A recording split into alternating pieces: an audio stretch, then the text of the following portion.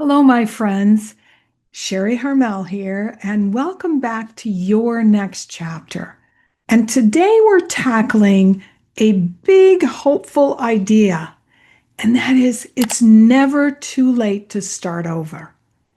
Now, I'm speaking especially to women 50 plus who are facing endings maybe that they never expected and quietly wondering, am I allowed to begin again?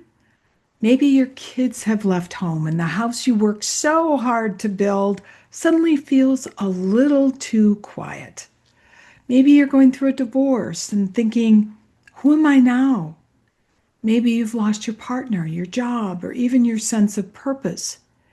If any of that is you, then this video is for you. And here's my promise. By the end of this video, you will understand why starting over after age 50 is not only possible, but truly powerful. And if you stay all the way to the end, I will help you to create the first page of a realistic, doable 30-day plan that you can actually follow, no matter where you are today. So let's begin with the biggest myth, and that is that starting over is somehow embarrassing.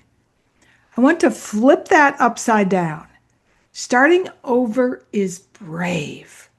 Starting over is honest.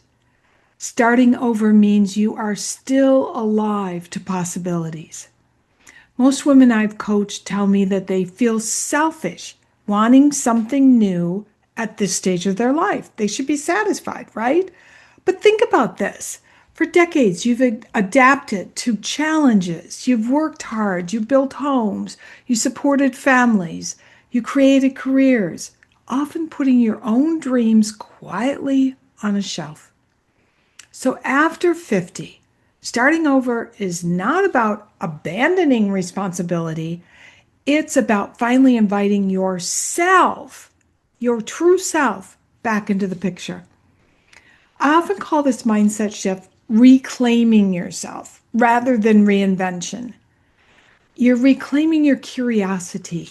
You're reclaiming your creativity, your style, your health, your joy. Your past experience is the foundation for what you choose next. Now, here's the next myth that life must be solved by a certain age. Like we should have it all planned out, right? We should know exactly what it's going to look like.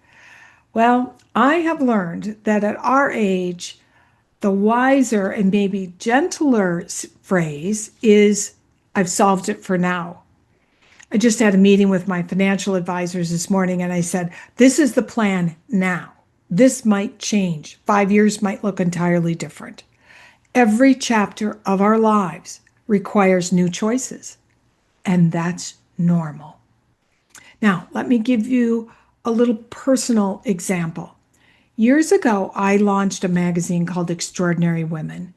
I loved this magazine. I loved interviewing women who were doing amazing things in midlife. It was really pretty much based in Paris because that's where I lived at the time. But the magazine was expensive to produce and it wasn't profitable. Did that mean I failed? No, it meant I got feedback. That experience actually helped me to pivot and find my voice and eventually create the 7-step system that I use both in my book and in the workbook, which, by the way, is free on my website. Another turning point for me, though, was spending time in Paris and eventually buying my Parisian apartment. It was in Paris that I saw confident women in their 50s and beyond treated with elegance and respect. And at first, I thought to myself, I like the woman I am when I'm in Paris. And then something important happened. I stepped into becoming that woman 100% of the time. And I did this at almost 60 years old. I've realized that starting over can be joyful. It can open you up to entirely new possibilities. So how do you start over? Well, the steps in my book that I personally follow, and you can too, are dream big, Decide what's important now, assess where you are today, mind the gap, try on a whole bunch of ideas, write out your plan, and create your manifesto. Starting over simply means that you might have to go back to step one. I have gone back to step one so many times in the last probably 13 years. It's amazing. And it's actually fun. It is a process. Going back to step one, starting out with the dream big and then deciding what's important and assessing where you are, all of that. It's a process. Having to go back to one doesn't mean it's a failure.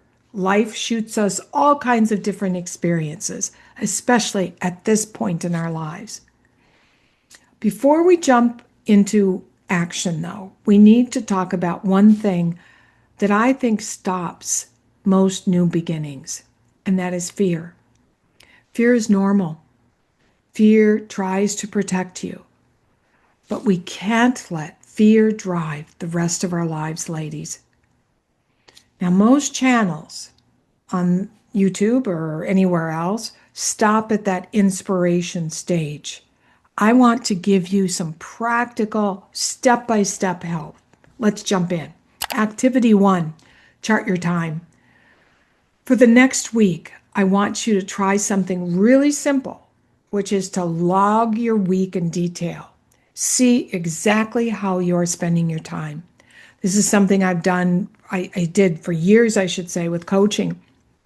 And it's really quite revealing to see how you actually spend your time.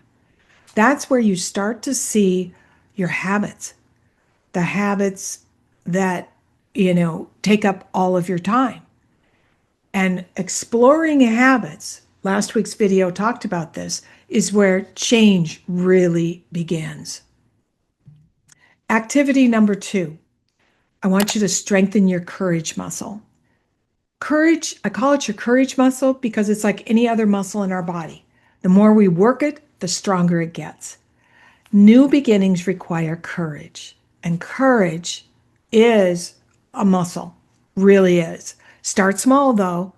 Do one brave thing and then another. Just like building up your strength in your arms, you don't start by trying to lift huge weights. You start with little weights and work it up. That's how confidence, though, grows after age 50. You build that courage muscle. So let's do something together. Grab a piece of paper. If you're not driving, grab a piece of paper. I want you to write down one area of your life where you'd like to begin again.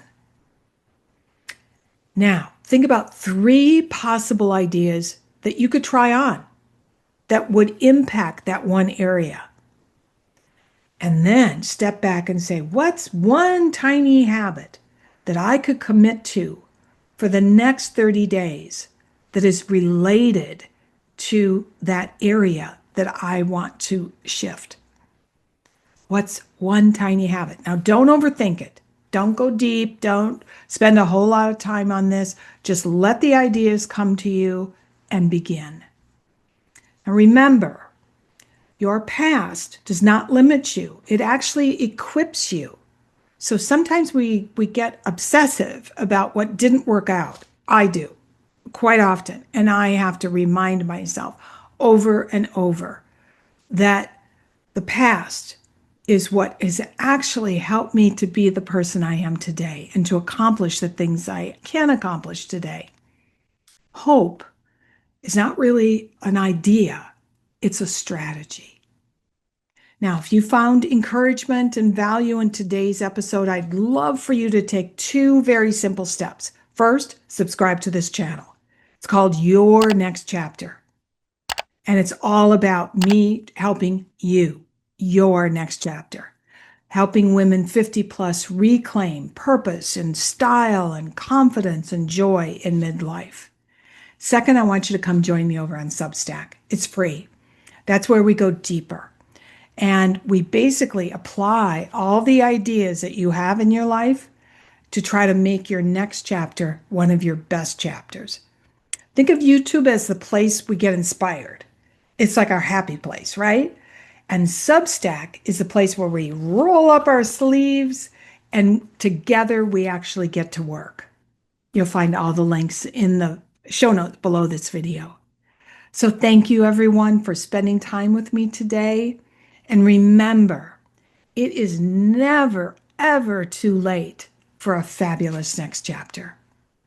Take care, everyone, and see you soon.